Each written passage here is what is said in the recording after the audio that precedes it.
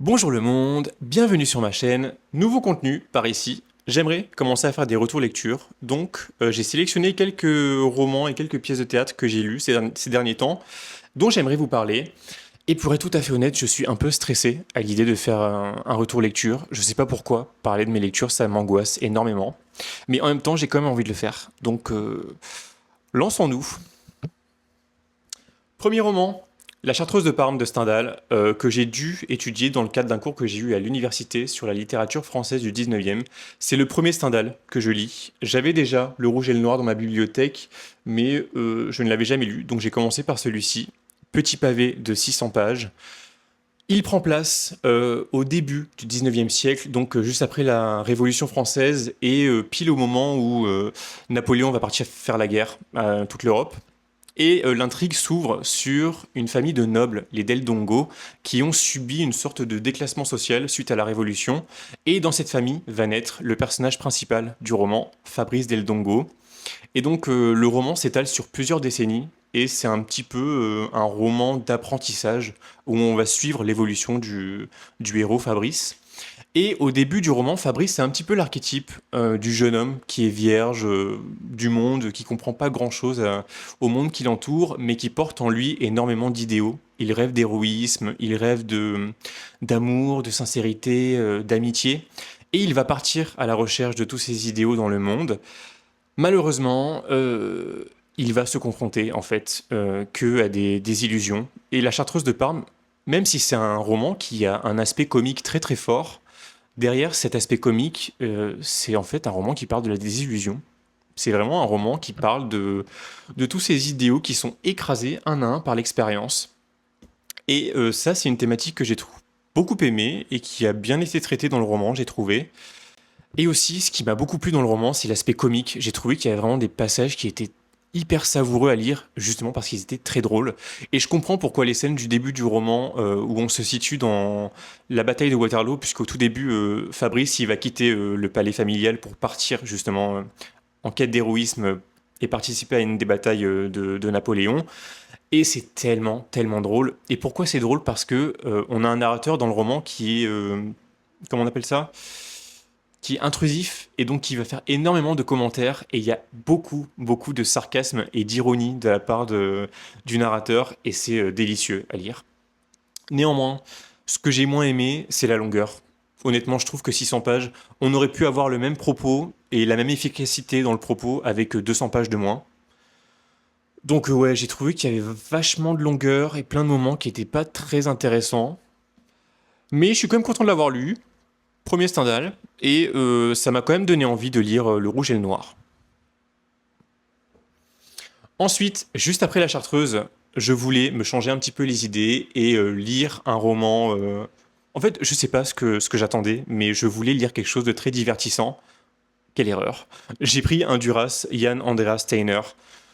Alors pourquoi quelle erreur? Parce que c'est un roman, alors très très court, mais hyper complexe dans sa narration, puisque le roman, enfin, de mémoire, hein, il commence sur une rencontre qui a un caractère autobiographique. Donc la narratrice, Duras, nous fait le récit d'une rencontre avec un de ses amants, oui, un de ses amants. Et donc dans ce premier niveau de narration, il va y avoir d'autres histoires qui sont racontées. Et donc, il y a plusieurs niveaux de narration et des histoires qui. Et au bout d'un moment, en fait, les narrations, elles finissent par s'entremêler. Franchement, c'était un peu laborieux à lire. Je sais pas si j'ai aimé. Je sais pas si j'ai compris. Donc, ouais, au niveau de la forme, enfin, il y a quelque chose de très expérimental au niveau de la narration. Et en vrai, c'était cool à lire sous cet aspect-là parce que ça montre qu'est-ce qu'on peut faire avec la littérature et comment on peut jouer et déjouer les codes de la narration classique. Et ça, c'était intéressant, je pense, mais le plaisir romanesque est totalement absent. J'ai pas pris de plaisir, même si, et là c'est très très flou, mais c'est une impression que ça m'a laissé, j'ai trouvé que Duras était très très forte pour mettre en lumière les instants de silence, les instants de comme si, enfin, les non-dits, les hésitations des personnages. Je trouvais qu'il y avait une atmosphère un petit peu de latence, de méditation. Je sais pas si ça fait sens ce que je dis, mais c'est une impression globale que ça m'a laissé.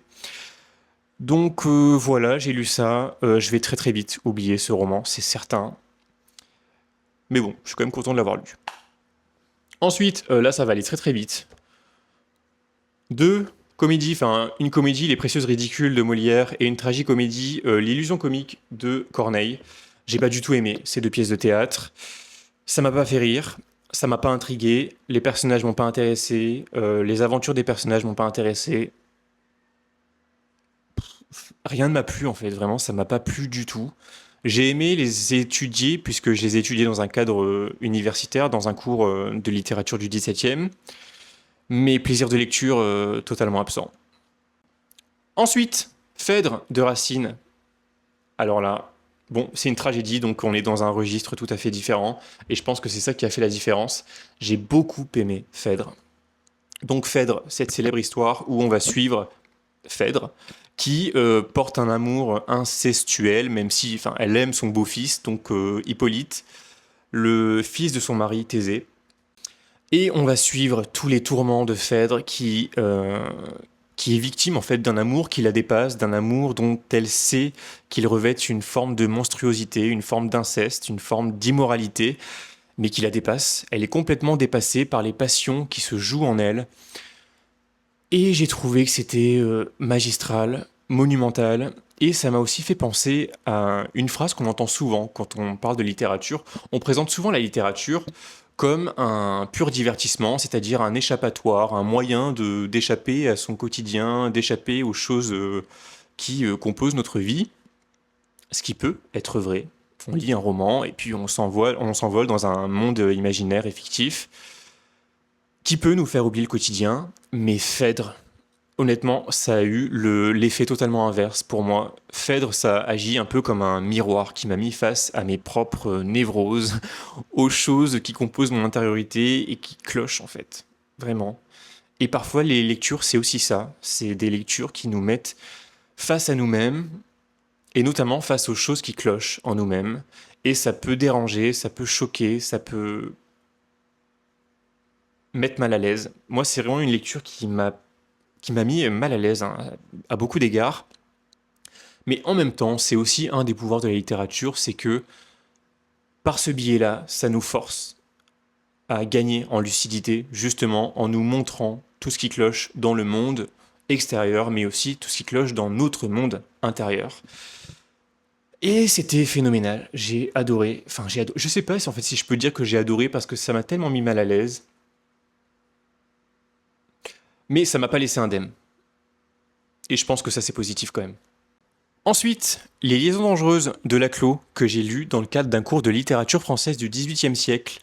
Le roman s'ouvre sur un jeune personnage, une jeune personnage, Cécile de Volanges, qui sort tout juste du couvent et qui est promise à un mariage avec un personnage dont j'ai oublié le nom et qui va être la victime d'un duo de libertins, Valmont et Merteuil, qui vont causer sa perte, mais causer la perte en fait d'absolument tous les personnages de ce roman puisque Cécile de Volanges, elle est promise à un homme qui est l'ex de Merteuil, et Merteuil, elle n'est pas contente, donc elle va chercher à se venger, et pour ce faire, elle va faire appel à Valmont pour séduire et dévierger la jeune Cécile de Volanges. Et donc on va suivre un petit peu toutes les manigances et toutes les manipulations qui vont être mises en place par ce duo de libertins pour mener à sa perte Cécile de Volanges, mais pas que, il y a d'autres personnages. Et je trouve qu'il n'y a rien à redire à ce roman. Je trouve vraiment qu'il est parfait. La construction des personnages, le déroulement de l'intrigue, le système même de la narration, enfin de la forme du roman, puisque c'est un roman épistolaire, donc on suit en fait un échange de lettres entre tous les personnages. Et tout est bien fait, tout est bien construit, même la polyphonie, toutes les voix des personnages sont crédibles. Donc c'était génial.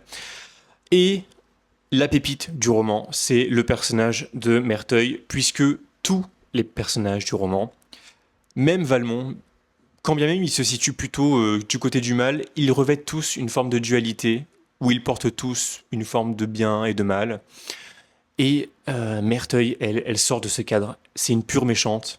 Et ça fait du bien, en fait, de lire en littérature des personnages qui sont purement méchants et qui sont totalement dénués de toute forme d'humanité. Et je trouve que c'est ça la force de Merteuil, c'est que Il y a quelque chose de mythique dans ce personnage qui ne laisse pas indemne et qui laisse des traces. Peut-être juste une petite réserve concernant le ton et le registre de langue, puisqu'on suit des aristocrates, des nobles du XVIIIe siècle, et ça se sent dans la langue. Il y a parfois des lettres qui sont très précieuses dans le ton, très grandiloquentes, et j'avoue que pour moi, petit homme du XXIe siècle, ce langage très précieux, ça a parfois été un frein à l'appréciation de la lecture. Donc ouais, le niveau de langue peut parfois dérouter. En tout cas, pour moi, ça a été le cas. Mais sinon, à part ça, c'était magistral, c'était génial. Enfin, un petit recueil de poésie, Ariel de Sylvia Plath, que j'avais acheté lors de mon dernier voyage en France l'année dernière. Je l'avais acheté parce que je voulais lire de la poésie et j'avais tenté de le bouquiner et j'avais trouvé ça tellement compliqué que j'avais abandonné. Mais je m'y suis relancé cette année et j'ai bien fait. Mais pour ce faire, j'ai fait beaucoup de recherches sur la biographie, la vie de Sylvia Plath, et je conseille de faire ça pour ce recueil parce que c'est un recueil qui est très compliqué au niveau de la forme.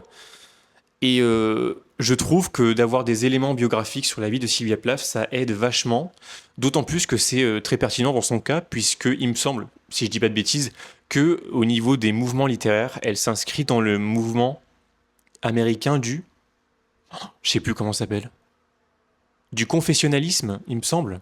Mais en gros, c'est un mouvement dans lequel la part autobiographique a une immense importance dans l'œuvre des écrivains qui s'inscrivent dans ce mouvement. Et Sylvia Plath, elle s'y inscrivait. Et en ayant tous ces éléments de sa vie, bah, ça m'a beaucoup aidé à m'approprier sa poésie et à être touché par des poèmes qui, à la première lecture, m'avaient un peu laissé de marbre. Après, ça n'a pas été un coup de cœur. J'avoue que pourquoi je ne saurais pas l'expliquer. Peut-être lié à la complexité du langage. Mais ça a quand même été super intéressant à lire. Et il y a notamment un poème qui m'a marqué et que j'aime énormément et que j'aimerais bien vous lire pour clôturer ce retour de lecture, qui s'appelle L'Assemblée aux abeilles et qui rend parfaitement compte, je trouve, de ce que peut être l'angoisse, c'est-à-dire cette peur, cette crainte qui vient un peu, qui monte comme ça et qui nous attrape dans des moments du quotidien qui sont, somme toute, tout à fait banals et qui décrit. Enfin, oui, c'est une bonne description, je trouve. J'en parle super mal, mais je trouve que c'est une bonne illustration de ces moments où on est pris par une peur dont les causes nous échappent. Je sais pas si ça fait sens ce que je vous dis. Mais le poème est un peu long, il fait 4 pages, donc je vais simplement lire le début et la fin. Quelle est cette assemblée qui s'avance vers moi sur le pont? Ce sont les gens du village. Le pasteur, la sage-femme, le bédot, le marchand d'abeilles. Je n'ai sur moi qu'une robe d'été sans manches, rien pour me protéger. Eux sont tous bien gantés, bien couverts. Mais pourquoi est-ce qu'on ne m'a rien dit? Ils sourient, relèvent des voiles fixés à des chapeaux anciens, et moi je suis nu comme le cou d'un poulet. Est-ce que personne ne m'aime? Si, il y a la secrétaire des abeilles dans sa blouse blanche, qui vient me boutonner les poignets, boutonner mon habit du cou jusqu'aux genoux. Maintenant je ressemble à un laiteron soyeux. Les abeilles ne me verront même pas, elles ne sentiront pas ma peur, elles ne sentiront pas ma peur. Comment savoir qui est le pasteur à présent? Est-ce cet homme en noir? Est-ce bien la sage-femme? Est-ce son manteau bleu? Tout le monde hoche une tête noire et carrée, chevaliers en visière, et plastront de grosses toiles nouées sous les aisselles. Leur sourire, leur voix change. On me conduit dans un champ de fèves. Je suis épuisé, épuisé. Pilier de blancheur dans une ténèbre de couteaux, je suis du magicien la petite fille qui ne bronche pas. Les gens du village défont leur déguisement et changent des poignées de main. Pour qui est cette longue boîte blanche sous les arbres? Qu'ont-ils donc accompli? Pourquoi ai-je si froid? Je sais pas pourquoi ce poème me touche à ce point, mais je l'adore. Voilà pour ce retour, j'espère que ça vous a plu, j'espère que j'ai pas trop dit d'âneries, et j'espère que j'ai pas été trop gênant. Mais bon, une première fois à toutes, merci d'avoir regardé, et je vous dis à très bientôt.